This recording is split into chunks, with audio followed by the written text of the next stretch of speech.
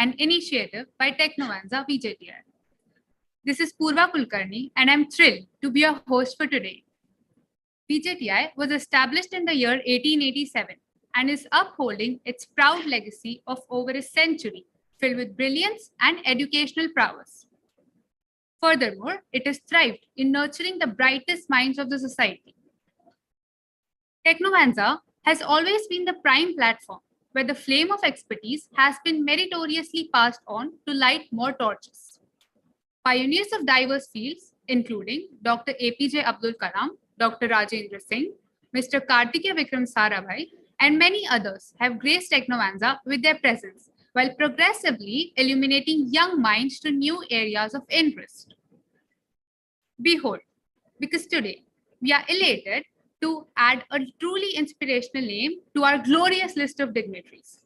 Today we are pleased to welcome the phenomenal Lieutenant Deependra Singh Hooda. General Huda was the Northern Army commander when India carried out surgical strikes on Pakistan.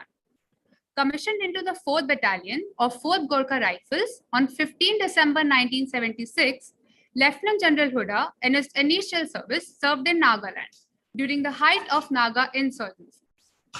He attended the prestigious Command and Staff College at Canada and served in the United Nations missions to Ethiopia and Eritrea. During the massive earthquake of Jammu and Kashmir in 2005, he led the military's rescue and relief efforts in a Uri sector. As a Major General in Manipur, he was responsible for counter-insurgency operations in Manipur and South Assam. From 2012 to 2016, he was stationed in Jammu and Kashmir, first as a corps commander and then as the Army Commander of Northern Command. In this assignment, Sir handled numerous strategic challenges along the borders of both Pakistan and China. He was responsible for the planning and conduct of the surgical strikes into Pakistan in September 2016. Sir retired in November 2016 after 40 years of service in the Army. In the recognition for this exemplary military service, Sir was awarded the Vishisht Seva Medal twice, the Ati Vishisht Seva Medal, the Uttam Yudh Seva Medal, and the Param Vishisht Seva Medal. Lieutenant General Huda is a co-founder of the Council of Strategic and Defense Research, a New Delhi-based think tank. He is on the advisory board of Cyber Peace Foundation, an NGO dealing with cyber protection and training, and on the advisory board of Cyber Security Research Center at Punjab Engineering College. Sir has been a regular contributor to newspapers, online media portals, and professional journals on national and international affairs. Sir, this small introduction wouldn't do enough justice to you. You have the blend of the eloquent qualities of hard work and persistence with absolute sublimity, which can never be unseen. We are truly honored by your presence today. We will have a Q&A session at the end of the lecture, so I request everyone to leave the questions in the live chat box. Sir, passing it on to you now. So Purva, thank you very much. That was a very, very generous introduction, and thank you very much. And it's a great pleasure for me to be here with you all. What I'm going to talk to you today about is making of how young leaders are made in the Indian Army. What does it take? How are they focused on grooming of young leaders? And I'm going to be particularly talking about our young officers, who graduate out of our training academies and then become young officers and young leaders in the Army. And I think it's also relevant, for you all, because you all are tomorrow's, young leaders of the nation. And if there are some lessons that I bring out here today, which you think are relevant to you, and then, some things that you can adapt into your own careers, I feel I would have made a contribution by my talk today. There is a lot of debate, when you talk about leaders, of whether leaders are born or are leaders made. And as far as we in the Army are considered, we really don't take any sides on this, because in our own view, leaders are in some ways reborn through the training process in the army. And then they are groomed to become the kind of young officers and young leaders that we want for them. We don't have luxury to say, oh, we are going to wait for some phenomenal leaders with amazing qualities to come and take on a leadership role in the army, because every officer cadet, when he graduates from the training academies and puts on 2 stars on his shoulder, he automatically becomes a leader. Whether it's a leader of 10 men or 20 men or 100 men is immaterial. The fact is that once he is commissioned, once the stars are pinned onto his shoulder, he is automatically a leader of men. And what defines such a leader? And we have in the army what we call the Chetwode motto. The Chetwode motto is based on a talk by Field Marshal Chetwode, pre-independence, who was the commander-in-chief of the Indian Army. And this Chetwode motto is inscribed in the Chetwode Hall in the Indian Military Academy. And what it briefly, the Chetwode motto states is that when you become an officer, the safety, welfare, and honor of the country is your prime responsibility. That comes first, always and every time. The safety, comfort, and welfare of the men you command comes next. And your own ease, comfort, and safety comes last, always and every time. Which means as an officer, you put the nation first. After that is the comfort, welfare of your men. That's what makes you a leader. And your own comfort and ease is always last. So that is what defines a young officer. That defines the role of a leader in the Indian Army. And so you've heard of, names like Captain Vikram Batra. You've heard of names like Captain Manoj Kumar Pandey, both of whom are Param Vishisht Chakra in the Kargil War. And they were martyred leading their men. And it is officers like them, the young officers and young leaders like them, to whom we owe the success of the Kargil War. Incidentally, both of them before, when they were martyred, were less than 25 years old. So the importance of young leadership in the military, which is why I said, irrespective of how many men you command, irrespective of how old you are, how many years of service you have, the minute you have put on the stars on your shoulder, automatically makes you a leader.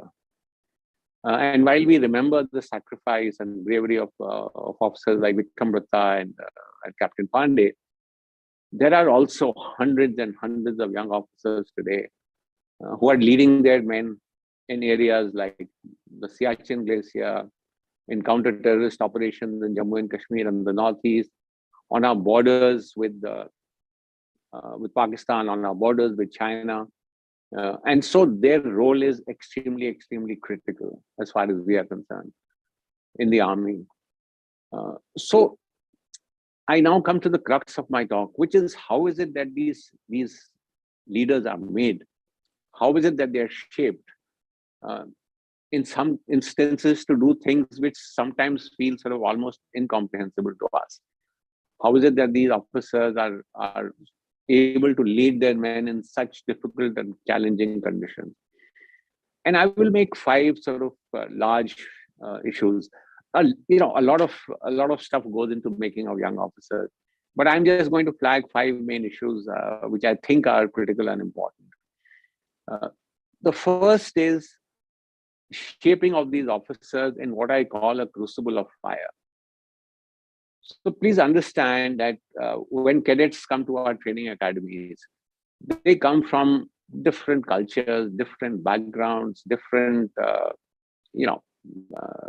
religions, different parts of India, completely different characteristics. And they have to be molded and shaped in a way that they become outstanding leaders in the army. They become the kind of leaders that the army wants. So the initial shaping of the cadets before they become officers is extremely, extremely crucial. And where does this happen? As I said, it happens in the training academies where they are put through extremely, extremely tough training. I mean, I think it's our military academies are some of academies where you have the toughest training around the world. I remember myself, I was 16 years old when I entered the National Defense Academy. My first day in the academy is seared into my memory, honestly. I remember we had just reached in the afternoon. We had been told this is the squadron where you are, this is where your room is. We came and put our stuff in the rooms. And we obviously at that time had not been issued any, standard uniforms. So we were all in our civil dress and we went for dinner. After our dinner, we were, as they were called, first termers. And we were told all first termers will stay back after dinner. So everybody else sort of broke off and, we were all lined up outside the mess. And that night we were subjected to very, very tough, sort of punishment, you may call it, or whatever, meant to sort of tell you this is what is going to happen to you from here on. And this is what you must be prepared for. I remember that whole night, all first termers, front rolling on the roads of National Defense Academy, front rolling, back rolling, push-ups, pull-ups, and it went on through the night. And by the time, we were told to go back to our rooms, our shirts were on our backs were torn, our backs were bruised and bloody. And some of us thought, which is this place that we've come to? And that was just day one of our training. But I think what the academy did is try to tell you that, you need to be something different if you want to be a part of the military. And I think that 4 years of training that I underwent put us through such enormous physical and, mental challenges that we emerged in some ways reborn and different people. I mean, there was a level of confidence that there is no physical challenge that you cannot overcome. There is no condition that mentally will sort of confuse you or something that you'll not be able to handle. Supreme confidence in our abilities to be able to handle any challenge that can come. And that was across the board. So as I said, irrespective of what background you came from, which area or place you were from, there was a forging of a common feeling of huge confidence in us. And that was absolutely essential and required because some of us got posted immediately to, areas along the border, and you are leading, a patrol of men at 16,000 feet in about 4 feet of snow. And you just have to be as tough as your soldiers are. And let me tell you, the Indian Army soldiers are among the toughest in the world. So right from the beginning, the first time that they look at you, your men, they look at a young officer and they find that this is a young officer who's confident, who's able to meet and overcome the same challenges that they have. That is when respect starts growing for the leader. And so, as I said, my first point was that you need to shape people into a situation that they will probably experience in the future and learn everything about the craft. Have to be as good, if not better, as your men. And once you have joined the unit as a young officer, a lot of shaping and training and making of the leader happens at that level within the army. And there are 4 sort of major lessons, if I may say, that are drilled into the young officers and young leaders. 4 major lessons. The first is you must lead from the front.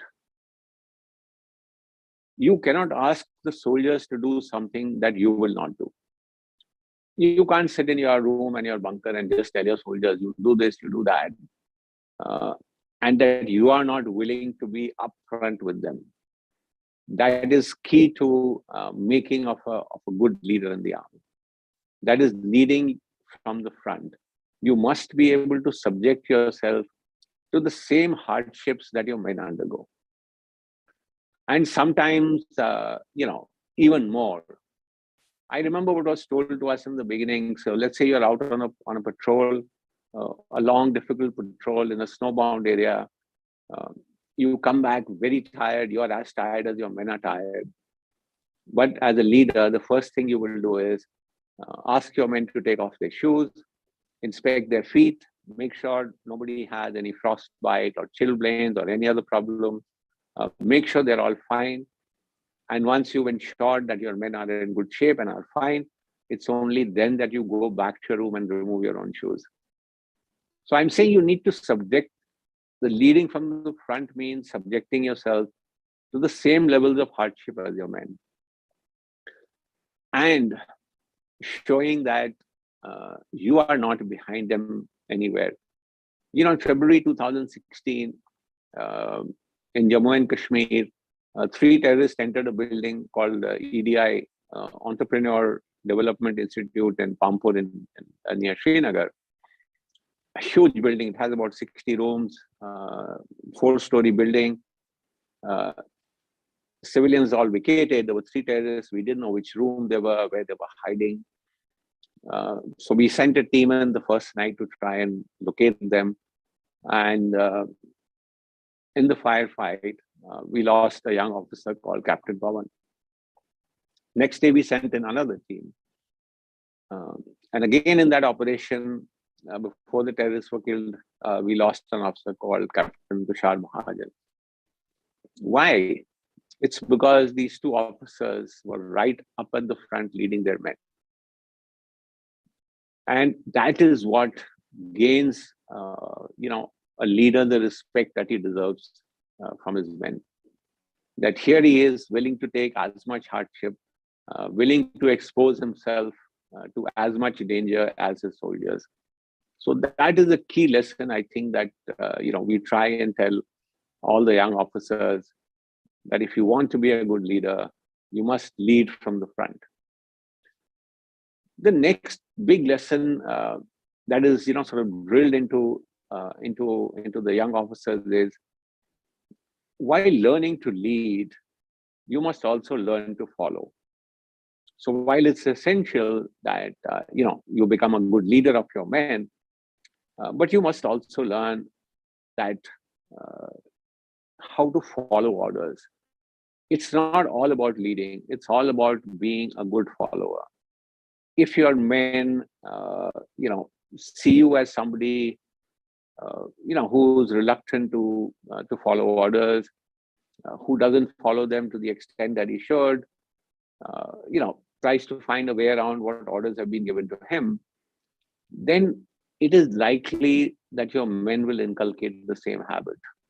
They will look at the leader and say, he's reluctant in some ways to follow orders that are given to him. Should we therefore be also following his orders in the same way? So it's important that, particularly in your younger years, that while you learn to be a good leader, you also learn to be a good follower. Because please understand that, as a young officer, as a young leader, your sphere of influence is limited. So there will be somebody above you who will want you to follow instructions that are given to him.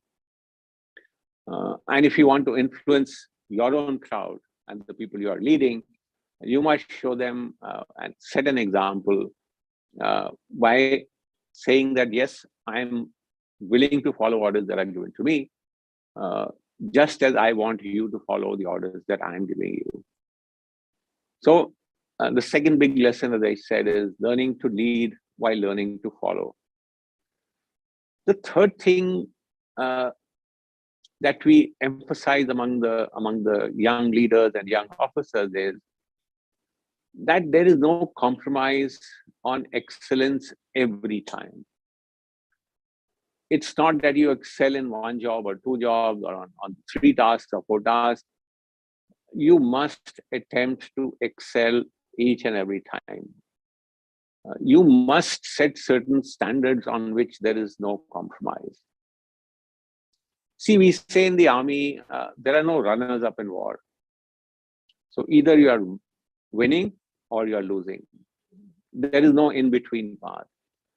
And of course, you cannot afford to lose. And to win, you have to be consistent in your approach. You have to demand and show excellence every time. You have to push yourself beyond boundaries that you think are not possible. You must keep pushing yourself for achieving excellence. You have to set the high standards. You cannot let anything slip. And why is it important? As I said, one, of course, is, conflict and war is brutal. So either you win or you lose. But also it is stressed on the young officers that they are holding a very precious commodity in their hands.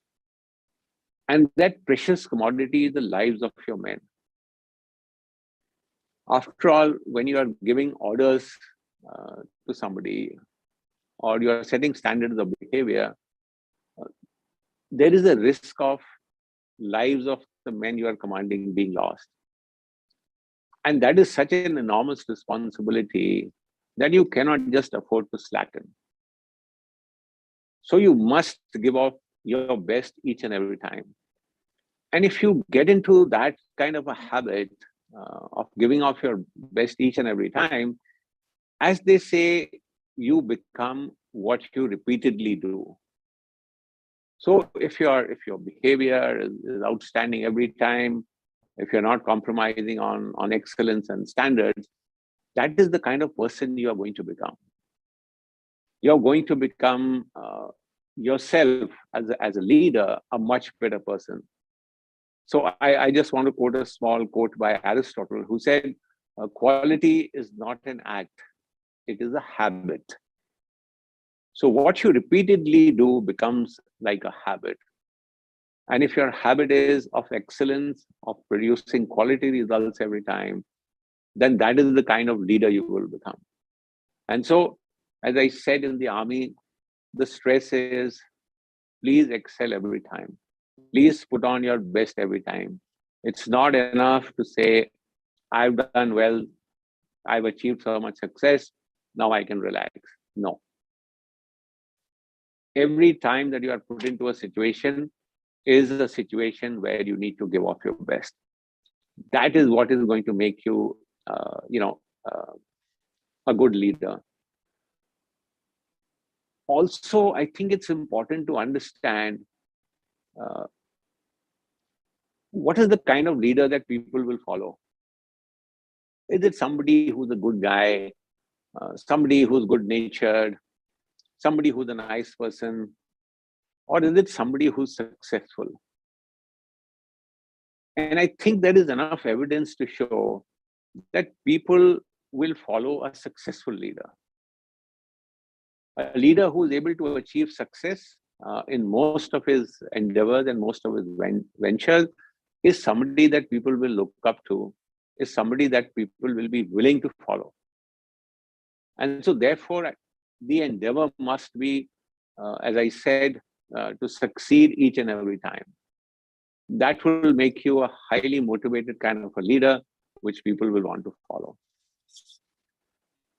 And, sorry. And the last thing which I want to stress on, and which is something again that we try and drill into in the army, drill into our officers and to the young leaders, is the importance of the army's ethos and values. And sometimes, when we look at individuals and we look at people, we often tend to ignore the importance of the organizational ethic, the values that the organization carries. But to me, these are absolutely crucial in the grooming of young leaders. And what is this Army's ethic and Army's ethos and Army's values? And let me try and sort of explain this. So we say one primary value or one important element of the military ethic is called the ethic of unlimited liability. And what does unlimited liability mean? Unlimited liability means that in the performance of your duty, you are willing to go to any extent. There is unlimited liability. You are going to go to any extent in the performance of your duty, including the sacrificing of your life. You're willing to go to that extent. And I think this ethic of unlimited liability in some ways is what distinguishes the military from any other profession. There is no other profession that demands it of you, that in performance of your duty, you can go to the extent of saying, my life is at stake. There is no other profession that demands it of you. And so this ethic, this value of unlimited liability has to be drilled into soldiers, has to be drilled into the officers. This is what you have to do. And let me give you two small stories here. So the French Training Academy is located, the Officers Training Academy, where the French officers are trained, is located at a place called Sancerre in France. At Sancerre, there used to be a chapel. That chapel, unfortunately, was bombed during the German air attack on France in the Second World War, and the chapel was destroyed. But before it was destroyed, the chapel, had plaques, small silver plaques with names of officers who had been killed in operation. So officers who had graduated from that academy, who had passed out from the academy and become officers, and then had died during the wars, during conflicts, during operations. Their names were, put on a plaque in the chapel of Sancerre. There was one interesting plate there in that chapel, and that plate read, "The class of 1914." What it meant was that every officer who graduated, who passed out of the training academy in 1914, died in World War I. Every officer who had graduated in 1914. So that's why there was a single plate saying, "The class of 1914." In our own case, in the 1962 war, I mean, you would have heard about the Battle of the Zangla, where we had Charlie Company led by Major Shaitan Singh, which was attacked by the Chinese. This company, when it was attacked, had 120 men. Out of 120 men, 114 died defending that post. So when I'm talking about unlimited liability, this is what I mean. And this is the ethic, this is the ethos that has to be drilled into young officers, that you are different. As leaders, this is the level of sacrifice that could be demanded of you.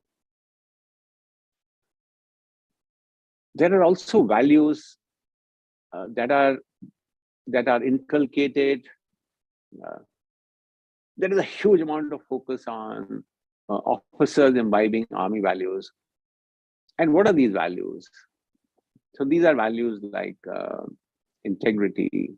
These are values like courage, values like honor, loyalty, obedience. These are values that are drilled in and have to become second nature to an officer. Now you might say that fine, these are values, these are nice to have. Aren't these values which are good as far as everyone is concerned? It's good to be courageous. It's good to have honor. It's good to have integrity. And I would agree with you that these are qualities that are desirable in any sort of individual. The difference that we need to understand is that in the case of the army, these are values that are indispensable. So if these values do not exist among the officers, the army will literally collapse. I mean, if there is no honor, if there is no courage, I do not see how the army will function. So as I said, these are values that are indispensable. And these are constantly drilled into the young officers. Constantly, they are told that these are things that you must display. These are things that you must follow. These are something that become completely so ingrained in you that it becomes a part of a young officer, young leader's thinking, becomes a part of his character, it becomes a part of his actions. So there are numerous examples of, for example, a patrol which is going, and this is what's actually happened that I'm telling you, and it was ambushed by a group of terrorists. And when these terrorists fired, the first two people in the patrol who were just ahead got injured, and they were seriously injured, and they fell down. And the two people behind them, including a young leader, immediately rushed in to rescue their comrades, knowing fully well that they are putting their lives in danger. In fact, one of them who rushed in, one unfortunately lost his life. One was very seriously injured and paralyzed. But they went in nonetheless, and not because they were given some orders, because I said these values about courage, about honor, about comradeship become so second nature to you that you just follow them, in a time of crisis. And these are stories, these are examples where men will look up at, the officers, the young leaders, and say, yes, we have confidence in the kind of leadership we have. And most of this leadership, let me tell you, is the young officer leadership. So there are only very few generals like me at the top, and we are very far removed, say, from, from the soldiers on the ground. So it's the importance of the young leader on the ground to be able to inspire confidence, to be able to sort of, deliver what is required on ground. So the importance of drilling these values, and as I said, making it an inescapable part of the organization's functioning. That is something that, as I said, constantly is, drilled into the people. And the last point I want to make is that while we are teaching young leaders, young officers, the art of leadership, we also tell them this leadership must be tinged with humility. Sometimes, when you see soldiers quickly obeying your orders, there is no dissent, arrogance can set in. You might feel that, you become sort of like a big man who can pass orders and everybody will follow. And I think there is a great danger here. And which is why we say, yes, your men will obey you instantly. They will not blink an eyelid if you tell them, please rush up this hill where the enemy is firing at you. But humility is an essential element of a young officer's leadership quality. Because we tell them, please remember, whatever success that you gain, whatever success you gain in an operation, or by capturing a hilltop, or by routing the enemy, that success comes at the cost and sacrifice of your men. It is not something that you're doing yourself. It's a group of men you're leading. And if you as a leader are successful, that success is built on the sacrifice and efforts of your men. And therefore, humility must be an essential sort of element of your leadership quality. So these are, as I said, some of the things that we focus on. I told you I only talked about the young leadership of the army and how people who come from different walks of life are sort of integrated in, how we teach them some of the leadership lessons that I think are important for them at the young leaders stage, how they're shaped through their training. And ultimately, as I said, these are the people whom the military depends on, the young leadership, to be able to perform its task and perform its role. So that's where my focus was. I will stop here, and I thought I'll leave sufficient time, for Q&A that you might have, or if there are any other issues that you wish to sort of raise, then I can talk about that. So thank you very much, and great to be here. Thank you, sir, for such an insightful lecture. I'm sure that I'm speaking on the behalf of the entire audience watching us right now, that you really inspired us with your groundbreaking thoughts and ignited the spirit of patriotism in our hearts. It has been a privilege to talk to you, sir. Now we'll begin with the Q&A session. Shall we begin, sir? Yeah, please. Okay. So the first question is that, sir, what was your motivation to start the strategic and defense research? Like, can you please explain us what it exactly does? Okay, so basically it's a New Delhi-based think tank, and having retired from the service with 40 years, as you mentioned, I thought there is some ways that you can contribute back by giving some of the knowledge that you have gained. So basically, the think tank carries out research on defense affairs, on strategic affairs, on neighborhood policies, etc. So the idea is only to, should I say, give back some of the knowledge that you earned through various research projects and through papers, etc. that you're doing. So that was the motivation.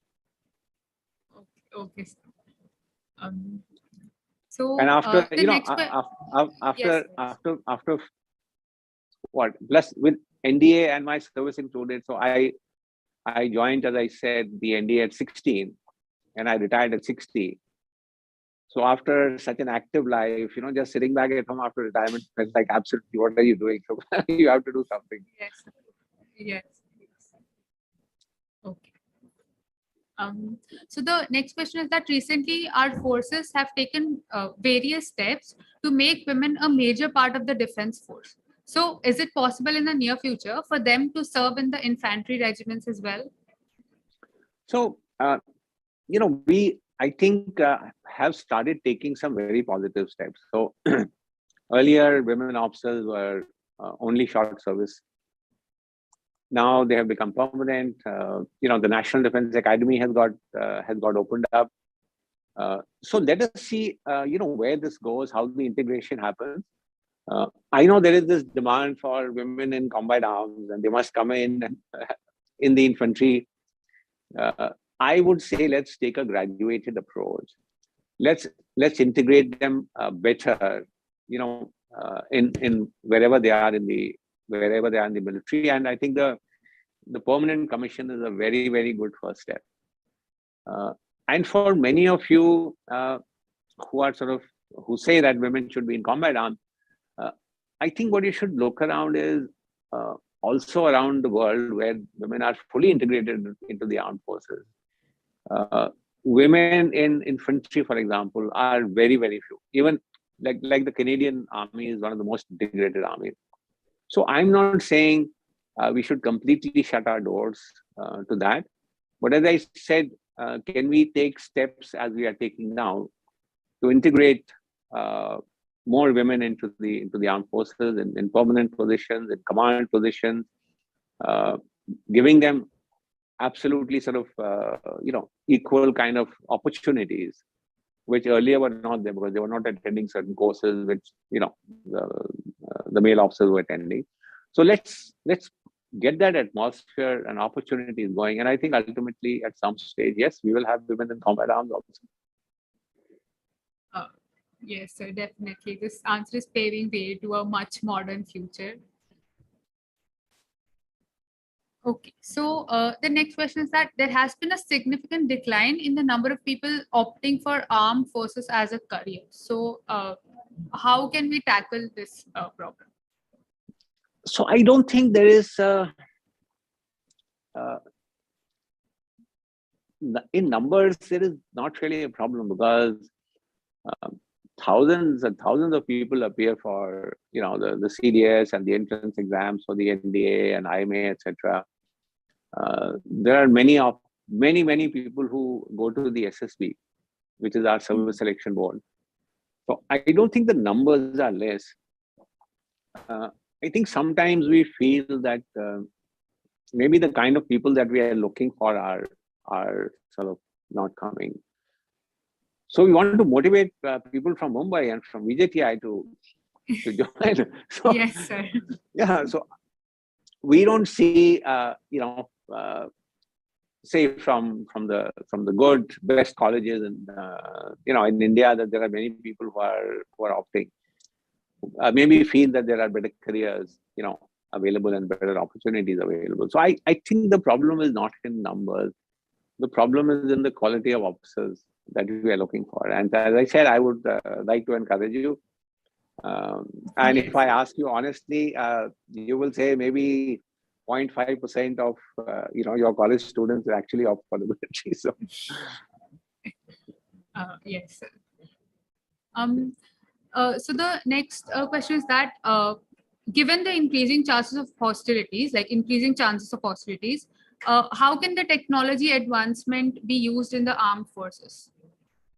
Yeah, so this is a very good question that you have raised, because some of us who have been in the army have long felt that somehow we haven't kept up with the pace of technology. The way technology is changing today, and everyone's talking about technology disruption and fourth industrial revolution, AI and robotics, etc. And in the past, to be honest, I think the military hasn't really kept pace with changes in technology. Fortunately, things are improving now. There is a great deal of understanding that we need technology. We need better defense technology in the military. Unfortunately, our indigenous defense industry is also not very advanced. So you are reliant on foreign manufacturers for advanced technology in the military. And obviously, no foreign government is going to give you cutting edge technology. That is something that they reserve for themselves. So I think this whole push for indigenization and improving, our own defense industry is something that we can do. And the army, I'm told, is also working with, academic institutions, the IITs, maybe yours, I don't know, to see how the academia military interface can be better improved for technology adoption in the army. Yes, sir. Thank you for that great insight, sir. Thank you for sparing time for having a chat with us. And I would also like to thank the audience who have joined in for the lecture. And this is Purva Kulkarni signing off. Thank you, everyone. Thank you very much, and all the best to you people, and look forward to some of you joining the army.